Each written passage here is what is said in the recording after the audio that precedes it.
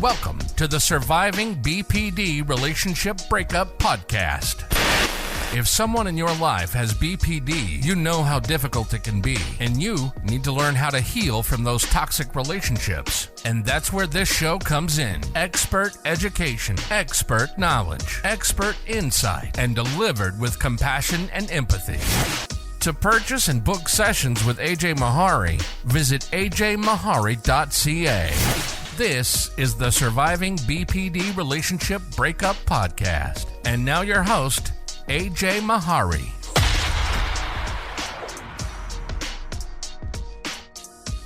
What is trauma bonding? In this episode, I'm going to talk about not only what trauma bonding is, but also what are 5 signs of trauma bonding.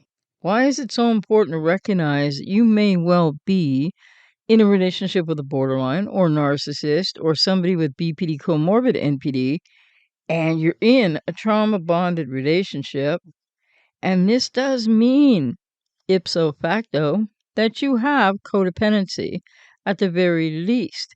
You may have other things going on. It could be PTSD, CPTSD, etc. But people really need to understand what a trauma bond is and how very important it is to get into working with someone. I'm out here to work with you if I resonate with you, to break a trauma bond. But you can't just walk away from one of these relationships. It's a whole lot more complicated than that. And when you're in a toxic relationship, leaving your partner is the best course of action to take. But what happens if it feels impossible to extricate yourself? Well, many of you already know the answer to this question, right? It's called endless relationship recycling. You reverse Hoover them, they Hoover you, it's on, it's off, it's on, it's off.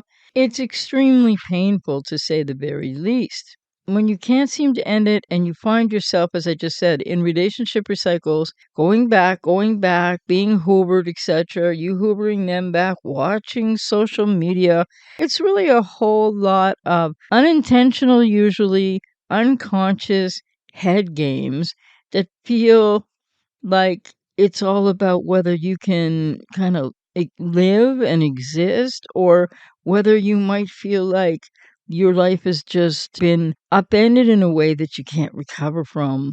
So are you somebody who's still relationship recycling with a borderline or a narcissist?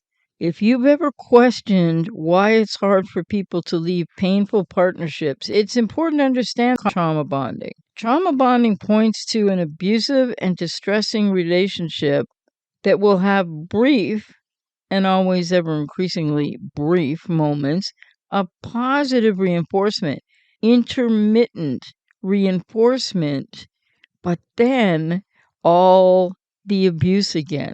So you will get a lot of pain and agony, and you're being abused in many various different ways. And then you'll get this intermittent positive reinforcement, brings you back, promise of a Hoover. And the next thing you know, everything that you were promised, everything they said that you wanted to hear, poof, it's out the window and they're back to abusing you again. So just what is trauma bonding? Trauma bonding is the formation of an emotional attachment between a person and their abuser, which often makes the victim of the abuse feel compelled to stay in the relationship. So if you're with somebody with borderline personality disorder, they would be the abuser. If you're with a narcissist, they are the abuser. And you are the victim. You are somebody with, at minimum, codependency. The codependency describes a lot, okay, but it's not a blame word. Or a word, people feel shame about being stuck in a trauma-bonded relationship and recycling. But if you have codependency, it's really important to understand more about what that is. And I have another podcast on codependency. I talk about that here. I talk about it on my YouTube channel as well. Trauma bonds are the attachments that people have to an abuser. An abuser. Really hear that. You are in some way attached in a trauma bond to an abuser. That means they don't love you. They're abusing you. And what's happening from your side, and do you really love them, and is that healthy love? Well, usually it's coming from a very wounded inner child unconsciously. In the here and now, you really believe you love your abuser. But that abuser can be so representative of the way that you were wounded in your own childhood. And so you have this inner child that's not in your conscious awareness, looking for someone similar to a parent or somebody in your family. It doesn't mean they have to be cluster B, but often people have a cluster B parent or two that have codependency that get into these relationships. And in this trauma bonded relationship, it's when you have fond feelings or an individual who has abused you because you developed a connection to them. And of course, this can happen in childhood, and then, it's different because as children, when we're, young children, we're always trying to connect to a parent. And if the parent is emotionally unavailable for whatever reason, or if the parent has BPD or NPD or comorbidity both, we're not going to have much luck in connecting. And often for people who get into adult relationships, romantic relationships, significant other relationships, with a borderline or narcissist, you may well have a borderline or narcissistic parent. Not always the case, but more often than people think. So the relationship to a parent in childhood could have been your first trauma bond, may still be an ongoing trauma bond in your life as well. And in these trauma bonded relationships, 1 minute things are good, they're great, and the next minute, oh, they're horrible, they're terrible, they're painful, they're confusing, and they are not positive. Trauma bonding frequency shows up in romantic relationships, but also extends to dynamics with power imbalances, including, but not limited to, a parent with BPD or NPD, or an extremely codependent parent. A parent that often is not emotionally available, or who parentifies you, expecting you. It's the role reversal of parentification. They expect you to take care of their feelings and help them out, and you don't get your needs met doing that. And those are the seeds of the beginnings of the patterns of codependency. So often people in a trauma bond are first in a trauma bond with a parent. And I just mentioned parentification. You can also be infantilized, especially by narcissists. They like that infantilization of trying to keep you stuck, needing them so badly for their own supply, how they use you in a trauma-bonded relationship from childhood with a narcissistic parent. They are always going to be emphasizing how you can't basically live without them in the many ways of gaslighting and manipulating that they will do. So how can you be trauma bonded to a parent?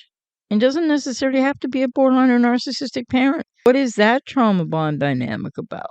Well, it's the power imbalance, that you started off as a child and they had all the power. And we need to learn. We need, one of the major things that we need from parents, obviously, we need food and, we have to have air and shelter and all those physical needs to survive. But emotionally, among so many other things, attachment, which won't be secure with an unhealthy parent or an emotionally unavailable parent for whatever reasons. And a parent's job, and predominantly mother in earlier childhood, but father included, we need parents to help us, to see us, to be paying attention to our emotional wants and needs and growth, and through the stages of early childhood development, we need them to help us not only get to know ourselves and form a self that's healthy, but we need them to co-regulate us, to teach us how to regulate and soothe ourselves.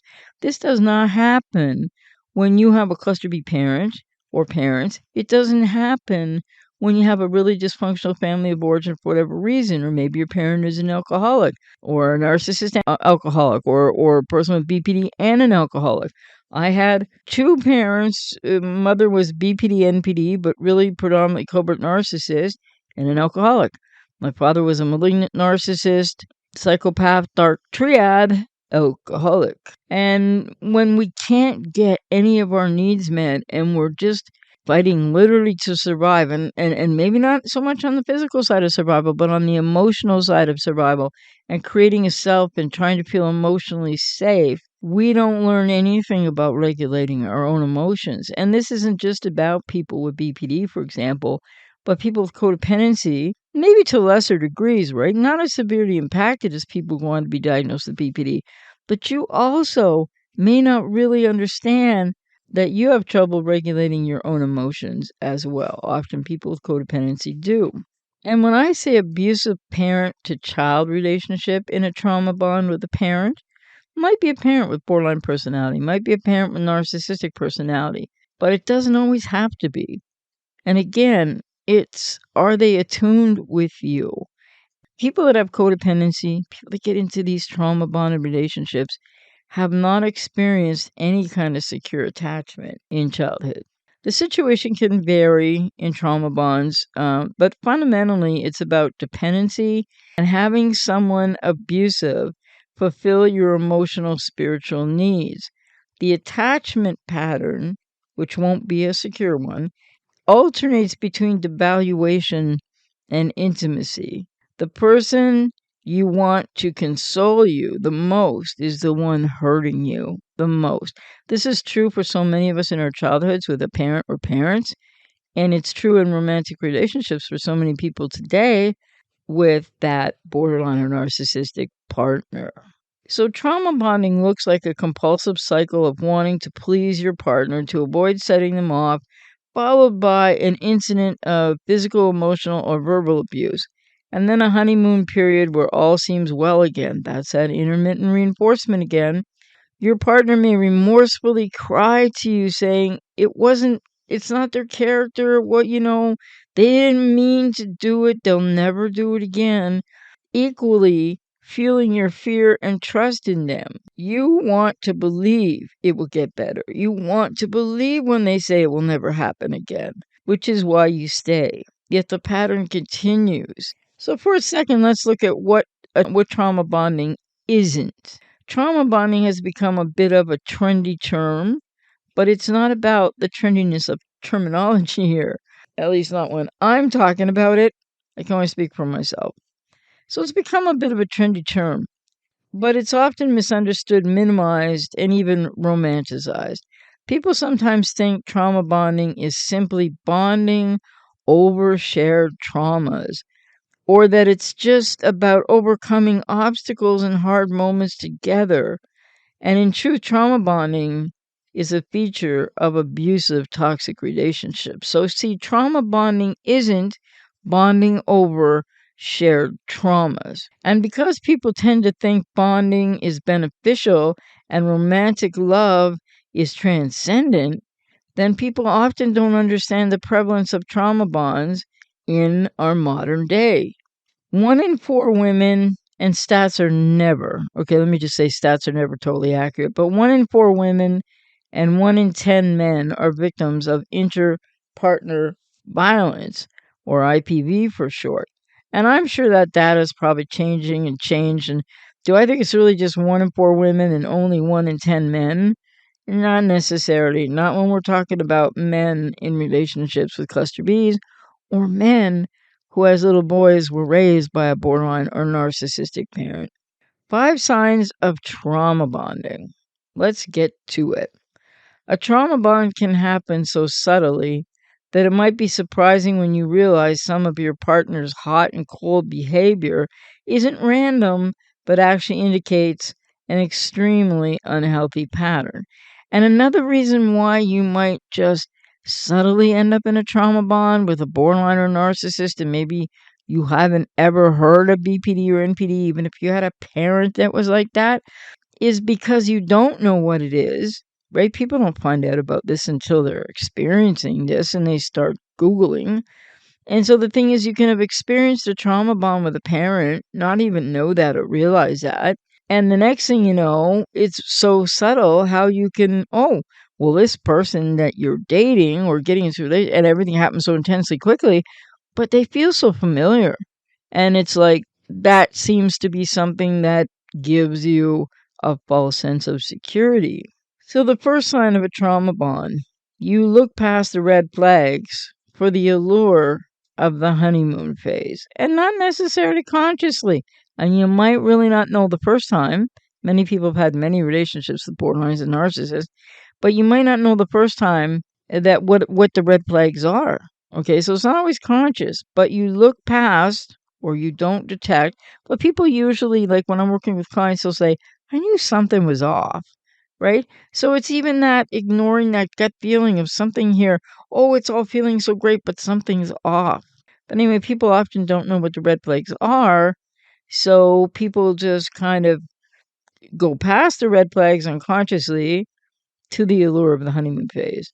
A trauma bond begins with promises of love and trust and safety. During the sweet beginnings phase, you are tricked by their mask of confidence, dominance, and charisma, which inspires you to believe you will be loved and protected. And that might be more so with a narcissist. And with a person with borderline personality disorder, you feel more like, oh, this person is so probably really hot, sexy, intensely interested in you. They're mirroring you. They're seeking identity through you. You don't know that at the time. And so they can have charisma and confidence. They may or may not be trying to dominate. It may or may not be conscious on their part, but they really mirror you and say they love everything that you love, etc. They people please you in the idealization phase, people with BPD.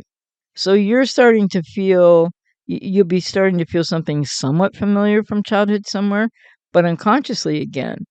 And so this seems to be the greatest thing that you've ever experienced before. This you think is your soulmate. This you think is your twin flame. This you think is the greatest person and the person that a spiritual omnipotent force or God sent just for you. And those aren't true, but those are also negative core beliefs or just distorted beliefs that people have. Some people grow up in dysfunctional families wherein there's just a lot of chaos and drama.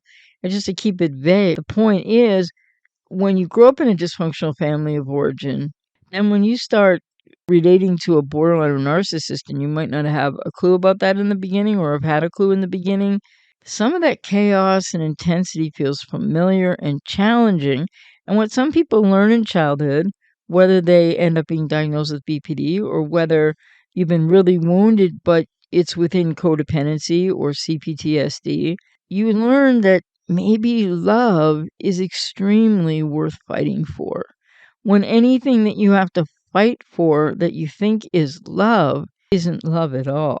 When you bond with a partner, your body releases happy chemicals like dopamine, released through attraction, oxytocin, released through orgasm and hugging, which cements your attachment, though it be an unhealthy attachment.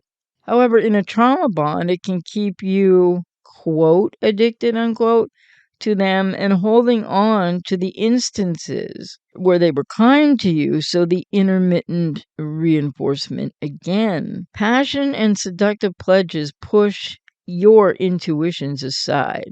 Pathological partner may lure you in using specific psychological tactics, and again, whether consciously or unconsciously, such as lying, deceit, love bombing, showering you with excessive gifts, affection, or attention, and twinning, which is appearing interested, twinning, mirroring, which is appearing interested in all the same things as you. Then the mask slips off, and the boundaries have been crossed or obliterated, or they were non-existent in the first place. The second sign of a trauma bond: you defend your partner's bad behaviors, poor behaviors, abusive behaviors. Here are some of the things that you might say to a friend or a family member or a loved one when you're talking about your partner. They behave that way because I pushed them to it. They wouldn't say those things to me if I didn't deserve it. They treat me like that because they love me.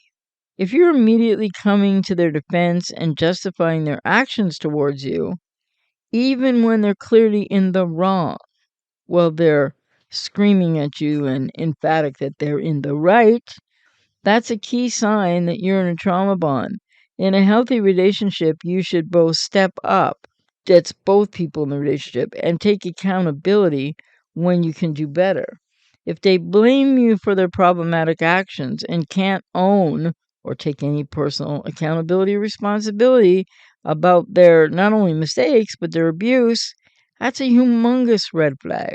The third sign of a trauma bond, you feel drained and avoid open communication. So you're drained, you're exhausted, and you are walking now on those eggshells. While the relationship has some happy interludes, right? That's the intermittent reinforcement part. For the most part, though, being with your partner doesn't make you feel alive and rejuvenated. On the contrary, you feel depleted and exhausted and hurt and confused and lost and not seen and not heard. Feel really not cared about, because that's really what's happening more often than not. But the intermittent reinforcement keeps your false hope, perhaps your limerence, your infatuation, your fantasy that this is love, keeps that intact for you. The toxic relationship is filled with crazy making behavior, because your reality and truth are usually reinterpreted to frame their actions as acceptable. And whether they're a borderline or narcissist, they're gaslighting you. So they're always interrupting to reframe reality. Oh, you couldn't have possibly felt that. No, I didn't do that. You did that. And I mean, they can do it so much, the gaslighting, that you actually you're losing yourself, and you may actually think that they're right about all the things they're saying about you, but they're really projecting everything onto you that they've done to you and claiming that you did it to them.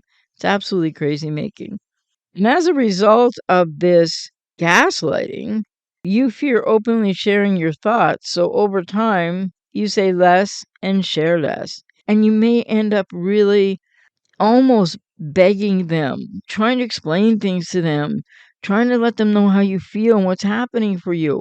And then you could get into the commonly known jade conversation. It's not really a conversation, but you're trying to explain something that they're doing that's really hurting you, and they're not hearing you, and they're just rebuffing, and they're denying, and they're whatever they do, they just protect, and throw it back at you and blame you.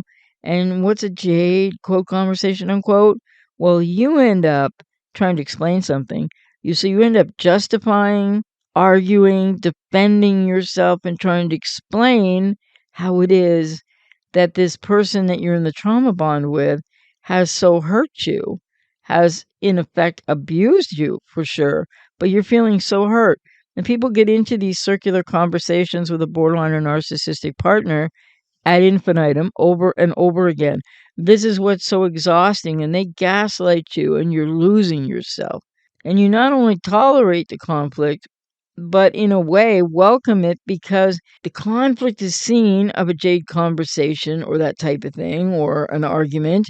That conflict is seen as an opportunity to strengthen the connection. If only they would hear you, if only they would get it, if only they could own it. And sometimes they'll say all the things you want to hear, but then you find out nothing's changing because they don't really get it. And they don't take personal responsibility. They're not self-aware. Whether borderline or narcissist, they are very much stuck back in an emotionally arrested place. People with BPD by or before the age of 2, people with NPD, according to the late Dr. James F. Masterson, NPD arrested development happens usually around the age of 3. I've seen other clinicians, well researched and over time, and certainly not like somebody brand new to it today, extend maybe they go on to be diagnosed with narcissistic personality disorder, have that emotional arrested development. Let's say the age of 3 is predominant, but like maybe 3 to 5. And I've heard people online, so inaccurately say 4 to 6, or somehow this can happen to you in the middle of your adulthood. No, it's really early arrested emotional development, and for people who go on to have BPD by or before the age of 2, and then people who go on to have NPD really during the 3rd year of life, when they get stuck in what is a healthy narcissistic phase of development, healthy narcissism, but they get stuck there, and they don't go on to the next phases of development. So when you see this opportunity of any kind of conversation. It'll be a jade conversation, it'll be an argument, or even if there's some conflict, you might be really conflict avoidant, but you might believe that even in what you'll realize down the road, or you might know right now, these circular conversations where you really don't, nothing changes and they don't hear you. They don't care how you're feeling. They're too busy with how they're feeling or not feeling, but what they want. And then, hey, what about me? Is what they'll say every 10 seconds, or that's how they'll behave. But you might think that all that fighting to be seen and heard, and if they give you even a cookie crumb of, yeah, well, I'm really kind of sorry if I did that, the non-apology apology, then you might believe that it's showing that you trust each other enough that your needs can be met in this relationship. However, in trauma-bonded relationships, there's a lot of anxiety about maintaining the status quo. You don't want to dig deeper because fighting, on the other hand, can be, but really is debilitating, which leads to a sense of powerlessness. So you ignore bringing up what's really going on. Now you're on the big eggshells. Now you're losing yourself. Now you just want to try to avoid their responses and reactions and the reality that they don't see or hear you. And so bringing anything up about what's really going on and having any hope for change behavior is something now, or at a certain point, people start to shy away from because it's exhausting and it's very, very wounding and rewounding every time it happens. And on the other side of it, you may rationalize their awful behavior as your fault. They're telling you it's your fault. They're gaslighting you in many detailed ways about what was your fault and why. And so you try harder and harder to avoid setting them off or upsetting them, which you're not even responsible for doing when you're trying to talk to somebody about how they're abusing you and how your needs aren't being met. But you start to think that, well, it must be me because every time I say anything about how I feel, he or she goes crazy. So you're trying to keep the peace even when you just keep giving, and they keep taking. And the fourth sign, it's a trauma-bonded relationship. You're in a trauma bond. You don't feel like yourself and keep secrets. So now you're entering into enmeshment and collusion, which are foundational cornerstones of codependency. So you're entering into this keeping of secrets, which is collusion. You're losing yourself because they keep telling you who you are, but you're not, but their version of you as they abuse you and they're not loving you. So a key feature of trauma bonding is coercive control. Coercive control is a pattern of oppressive behavior intended to control someone and strip away their sense of self. And this is what happens to people who are with a borderline or narcissist for too long. The longer you're with them, the more you lose your sense of self. Codependency, which really is a trauma response of its own to varying degrees in people's childhoods, means that you already don't know yourself, emotionally speaking, interpersonally, like relating to yourself as much as you thought you did. So you have a bit of a weakened sense of self, but not like a borderline or narcissist. And then when you're in this trauma bond with a borderline or narcissist, or comorbidly both perhaps, it's easier than you may think to start really losing yourself. The cost of these trauma bonded relationships is your precious self. And that's why therapy is so important after or during when you're trying to get out of the trauma bond. I'm out here to work with people who want to really break the trauma bond, but aren't sure what to do or how to do it, and are frankly really afraid of the pain of what will it mean and the loss of this partner, but who's so abusive. Coercive control can include direct or indirect isolation from your friends, your family, when your friends and family can't stand your partner and thus start to distance themselves from you. Coercive control also includes deprivation, monitoring and interrogating you, limiting access to finances, physical and or emotional or verbal abuse. When subject to coercive control, a person may eventually start to self-perpetuate these behaviors themselves, monitoring yourself, depriving yourself, and isolating yourself. To make it even more disorienting, trauma bonding is characterized by cognitive dissonance, which creates massive confusion, along with the gaslighting, You may start to twist and view love through pain, and you may have had, even from childhood, but certainly in these relationships, what happens is people, sort of on a neurological level, it can be repaired, but maybe from childhood you fuse together love and abuse. And that happens even more in these trauma bonds. You're fusing together what you think is love that is abuse. So you still think they love you and this has got to work and you got to fight for this, when that's really not what's actually happening.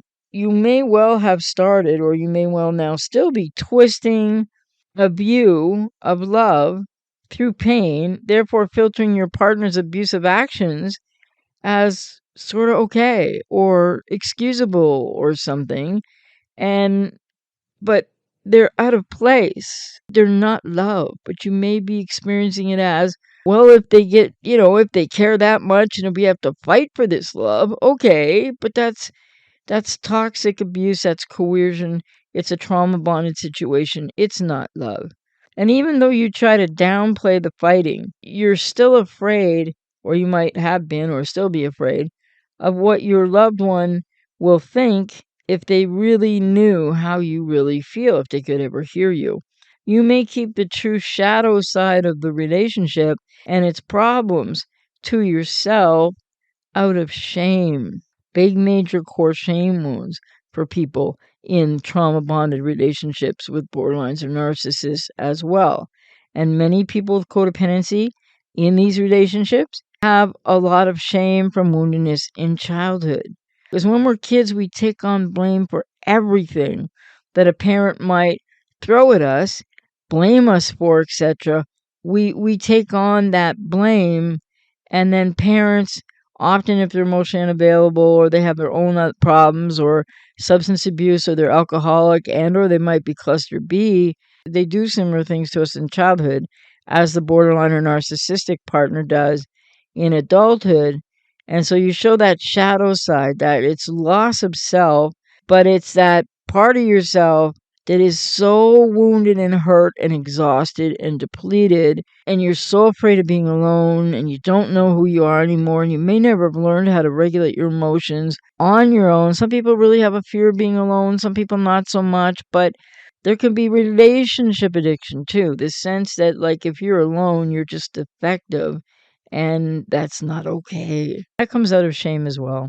So all this coercive stuff, this is all done with such covert finesse, you may not realize the hole that, well, you've dug yourself into until you're in so deep, it feels almost impossible to climb back out. And by the way, I don't think anybody consciously digs themselves into that hole, because you're believing your abuser loves you, falsely believing that, in a fantasy or limerence, infatuation, crystallization, that you may be in the part of the trauma bond with limerence where it's the phase of deterioration, but you're still trying to hang on to who you really thought they were and who they really aren't. So you don't exactly dig yourself into the hole.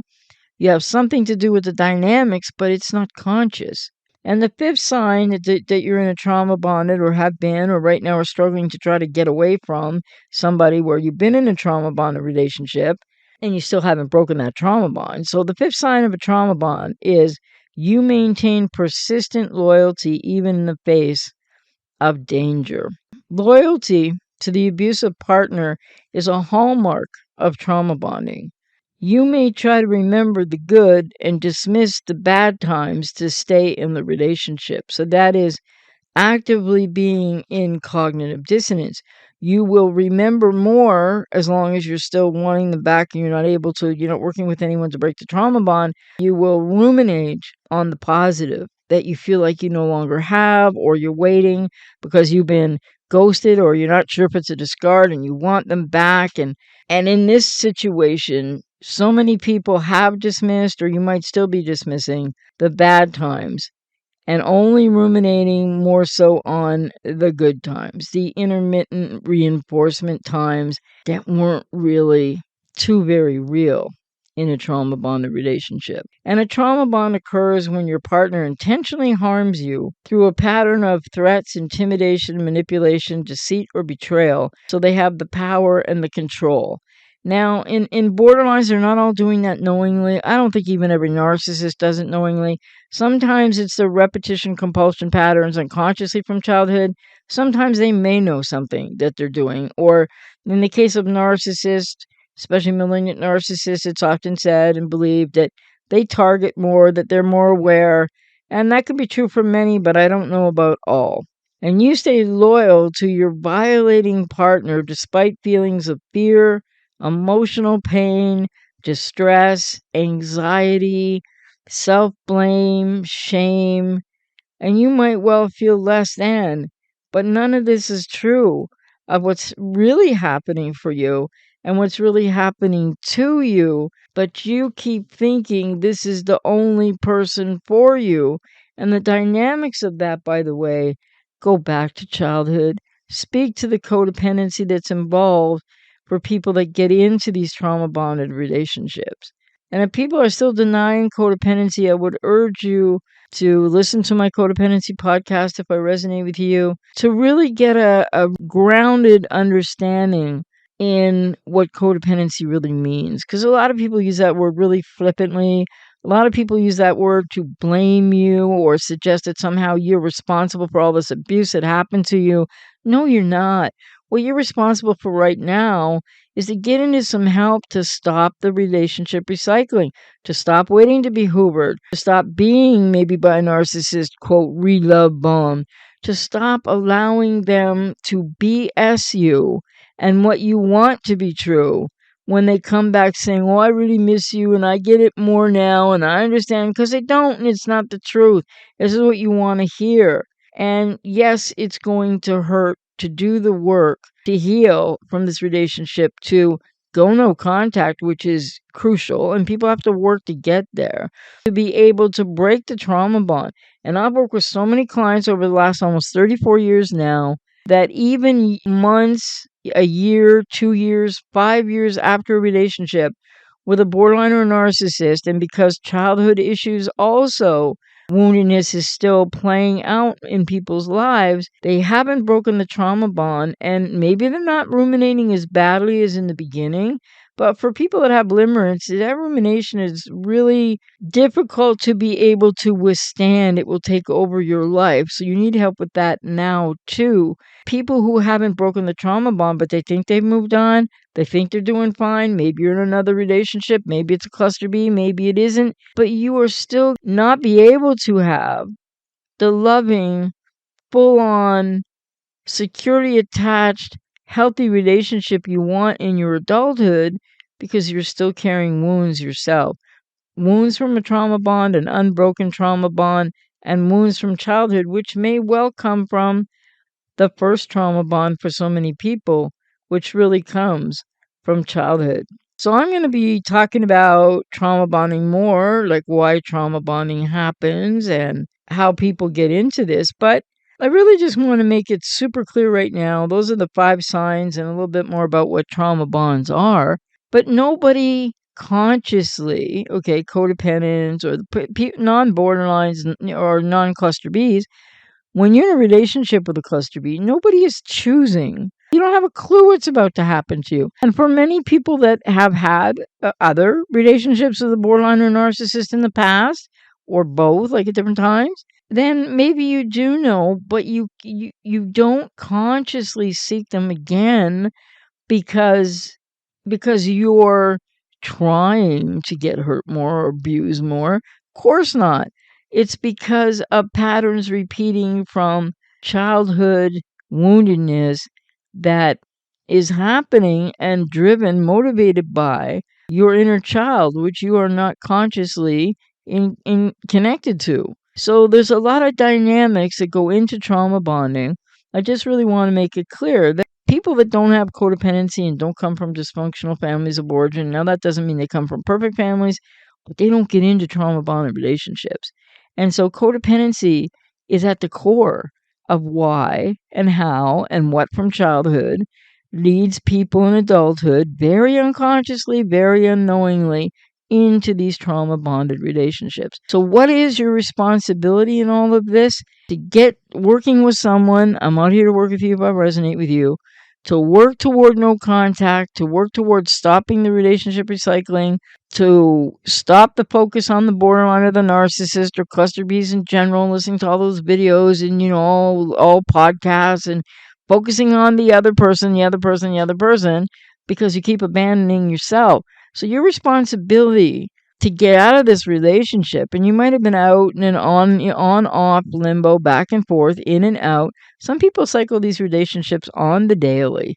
Really, the person with BPD or the narcissist, does something so horrible and then ghosts or discards you for the day or whatever, and then or a couple days, and then but you don't know what to do, and you don't text them, and then all of a sudden they text you back. And they don't all do this, by the way, but many narcissists will come back. Many borderlines will come back with the Hoovers, but they don't all do it. So if you're ghosted, you don't know if that's a final discard or not. Your responsibility in all of this and being in a trauma-bonded relationship with a cluster B, no, you're not responsible for what they're doing to you. No, you didn't choose this on purpose. It's unconscious for you, and your responsibility, your only responsibility, is to stop focusing on rescuing, fixing, changing them to be who you thought they were in a love bombing phase or honeymoon phase. Your only responsibility now is to start, very painful for a lot of people, get working with somebody and start to shift your focus from them to you and what's happening to you, and then to work to go no contact and to do the work of healing from the relationship, healing breaking the trauma bond, healing the codependency or the CPTSD, the limerence that might be involved with so many people, doing this healing journey to break the trauma bond, go no contact, heal codependency and anything else you have to heal from because of the relationship and or your childhood woundedness, so that you can find the independent you that you've never really fully emotionally known. And you need to develop a healthy relationship to and with yourself and come home to that self through the family of origin inner child work healing that will bring you fully to yourself, and you'll know that place is home inside for the first time in your life. And then through this process, you become an independent, self-differentiated, individuated individual, and then you will no longer fall for or look past the red flags of the numerous borderlines and narcissists out there, that when you go through this healing recovery process and break the trauma bond, you're going to want to start to date again. And I recommend people don't date right away after the relationship breakup, because you're going to find the next cluster B, more likely than not.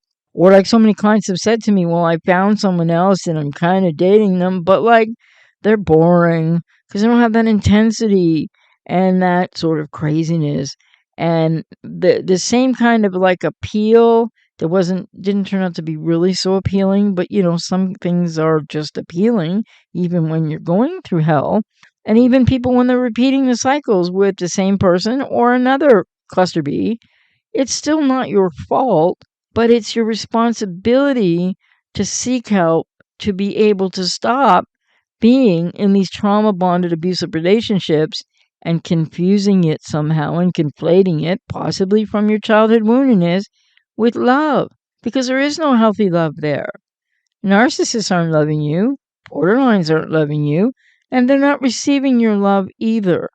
So this is really painful for people to work through, but the most painful thing you could do for yourself right now or at any point in your life is stay in a trauma-bonded relationship and keep going around the same circles and getting more and more wounded, because this happens to so many people that a lot of people, yeah, that's right, not the cluster Bs, a lot of people who've been with the cluster Bs end up wanting to unalive themselves. You don't want to end up in that world of hurt where you're just so exhausted, so depressed, so anxious, brain fog, there's physical symptomology to all this kind of abuse and a trauma bond, and and you just lose yourself to the point where I have so many clients I've worked with over the years and been working with people now that they can't focus on their job. Their life starts to just entirely fall apart. And again, that's not your fault.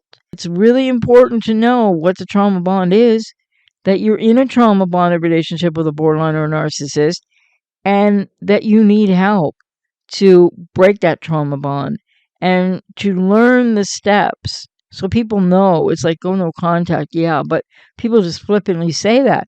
Most people, and all the clients I've worked with in almost 34 years now, each and every one of them needs help to either go no contact, or if they've got to no contact and what full contact really means, then they need help to stay there and to progress from there and to cope with the emotions that come up and how difficult that is and how painful it is, because there's grief and loss of who you thought this person was from the love bombing or the initial borderline idealizing mirroring you phase. And that's really predominant because it's been part of the intermittent reinforcement. It's where it all began. Part of the intermittent reinforcement of the trauma bond, where you keep thinking this person must love you somehow, right? And the answer is they don't. They're not capable of it. They don't know how. You've been confusing, which is really not a conscious thing that you choose to do either. You've been confusing their abuse with love. And more to the point, their intermittent reinforcement of positive with love. But when somebody's hot and cold, on and off, wants to be with you 1 minute, doesn't want to be with you the next because you're so horrible and all the things they say, believe me, these trauma bonds are abject abuse. But people do believe that there's the potential for love there. But believe me, wherever abuse is present, there is no love. So I'm out here to work with anybody that wants to get on this journey to get out of this repeating cycle, relationship recycling, on-off limbo stuff with a borderline or narcissist. Or if you are the adult child as well, you're going through this with a partner, an ex, on-off, but maybe you're also the adult child of a borderline or a narcissist. And whatever your woundedness from childhood is, this is what I specialize in helping people to slowly wade into, focus on, lots of strategy, lots of ways to bring that into your consciousness and to help you to do the work of all this healing and breaking the trauma bond, which really is self-integrative work between a young part of yourself, a wounded inner child, a wounded part of yourself, and yourself in the here and now. Trauma-bonded relationships and abusive relationships have nothing to do with love. You've been listening to the Surviving BPD Relationship Breakup Podcast. Our passion is to bring expert information for people that are hurt by someone with BPD. We truly hope you've gotten something from the show. Make sure to like, rate, and review. For more or get sessions with AJ, go to ajmahari.ca. See you next time.